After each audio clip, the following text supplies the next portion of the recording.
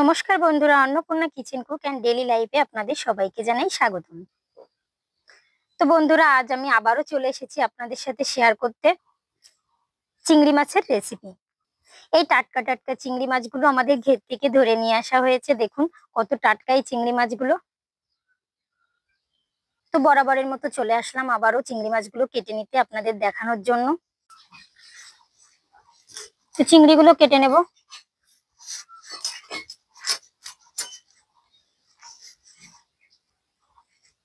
এবার মাথা থেকে ময়লাটা বার করে নেব।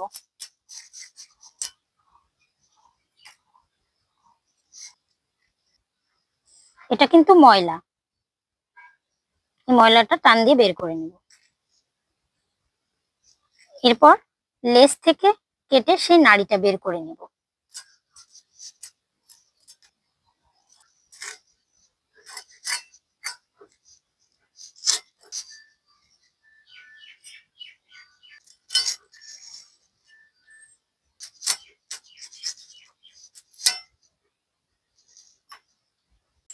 তো বন্ধুরা, চিংড়ি মাছগুলো কেটে দিয়ে পরিষ্কার করে নেওয়ার পর আমি ফ্রেশ হয়ে চলে আসলাম রান্নাঘরে রান্না করার জন্য।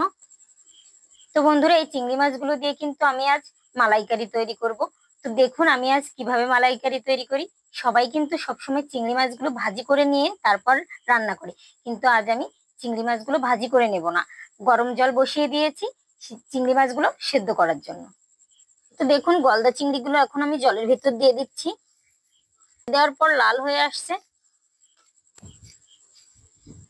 এভাবে জলে দিলে চিংড়ির ভিতরের ময়লা রয়ে যায় এবং সাথে কালারটাও সুন্দর আসে। এখন আমি হলুদ গুঁড়া দিয়ে দেব। দেখুন কত সুন্দর কালারটা আসছে। সাথে একটু নুন দিয়ে দেব। দেওয়ার পর আমি 2 মিনিট জাল করব। তো 2 মিনিট পরে আমি ফিরে আসলাম। দেখুন চিংড়ি মাছগুলো আমি এখন তুলে নেব। তো বন্ধুরা, আপনারা বাসায় ভাজি না করে একবার হলেও আমার মতন এরকম জলে সিদ্ধ করে নিয়ে রান্না করে দেখবেন। খেতে কিন্তু খুবই টেস্টি হয়, কারণ এইভাবে সেদ্ধ করে নিলে চিংড়ির ভিতরটা কিন্তু নরমই থাকে, আর ভাজি করে নিলে কিন্তু শক্ত হয়ে যায়। এজন্য আমি আজ সেদ্ধ করে নিয়েই রান্না করে আপনাদের দেখাবো। তো আমি এখন চিংড়ি মাছগুলোতে একটু সাদা তেল মাখিয়ে নেব। এভাবে তেল দিয়ে চিংড়িগুলো ভালোভাবে ম্যারিনেশন করে নেব। কড়াইতে আমি এখন সাদা তেল দিয়ে দেব। ফোড়নে আমি তেজপাতা ও শুকনো মরিচ ছেড়ে দিয়ে দেব। ফোড়নে আমি কালো জিরে দিয়ে দেব। পেঁয়াজ বাটা দিয়ে দেব। পেঁয়াজ বাটা দেওয়ার পর এভাবে নাড়িয়ে দেব। পেঁয়াজ বাটা দেওয়ার পর একটু নাড়িয়ে চাড়িয়ে আমি আদা ও রসুন বাটা একসাথে দিয়ে দেব। দিয়ে আবারও নাড়িয়ে দেব। আদা পেঁয়াজ রসুন থেকে কাঁচা গন্ধ ছাড়িয়ে গেলে আমি শুকনো মরিচের গুঁড়া দিয়ে দেব। সামান্য একটু জল দিয়ে পেঁয়াজ রসুনটা ভালোভাবে কষিয়ে নেব। মশলা কষানোর ভিতরে আমি 1 চামচ পরিমাণে টমেটো পেস্ট দিয়ে দেব।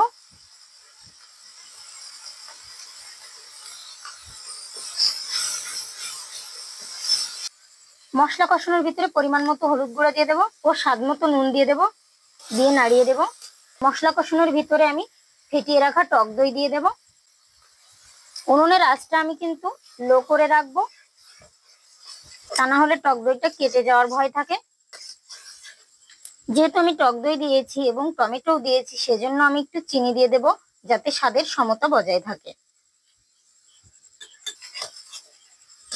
এই মশলা কষানোর ভিতরে আমি সামান্য গরম মশলা দিয়ে দেব।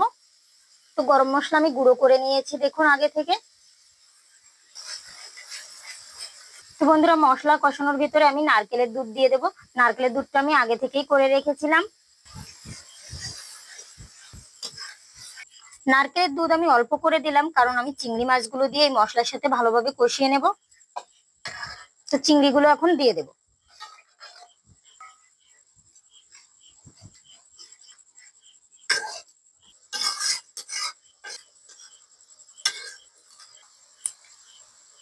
চিংড়ির সাথে মশলা আমার ভালোভাবে কষানো হয়ে গেছে। দেখুন তেল ছেড়ে দিয়েছে। এখন আমি পুরো নারকেলের দুধটা দিয়ে দেব। আমি কিন্তু এতে কোনো প্রকার জল ব্যবহার করিনি, পুরোটাই নারকেলের দুধ ব্যবহার করলাম।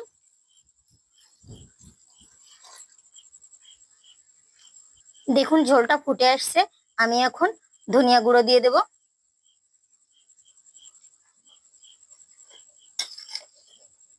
সাথে আমি 1 চামচ পরিমাণে জিরার গুঁড়া দিয়ে দেব।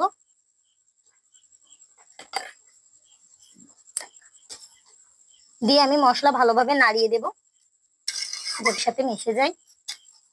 আমি মশলা কষানোর ভিতরে 1 চামচ পরিমাণের গরম মশলা বাটা ইউজ করেছিলাম, এখন আমি আর 1 চামচ গরম মশলা বাটা দিয়ে দেব।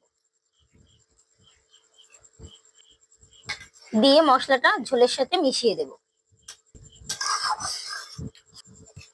আমার চিংড়ি মাছের মালাইকারি হয়ে গেছে, আমি এখন নামিয়ে নেব।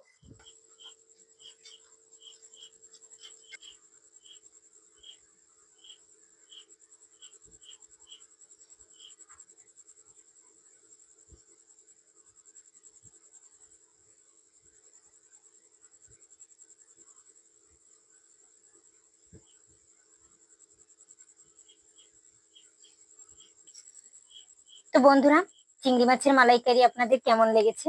ভালো লাগলে কিন্তু কমেন্টে জানাতে ভুলবেন না। আর একবার হলেও আমার মতন করে আপনারা বাসায় চিংড়ি মাছের মালাইকারি তৈরি করে খেয়ে দেখবেন। আর এরকম নতুন নতুন রেসিপির ভিডিও পেতে আমাদের চ্যানেলটিকে সাবস্ক্রাইব করে পাশে থাকা বেল আইকনটি বাজিয়ে দিন। আর অলরেডি যারা সাবস্ক্রাইব করে দিয়েছেন তাদেরকে জানাই অসংখ্য অসংখ্য ধন্যবাদ। বন্ধুরা, দেখা হচ্ছে আবারও অন্য কোনো রেসিপি নিয়ে। ততক্ষণ পর্যন্ত আপনারা ভালো থাকুন, সুস্থ থাকুন। ধন্যবাদ।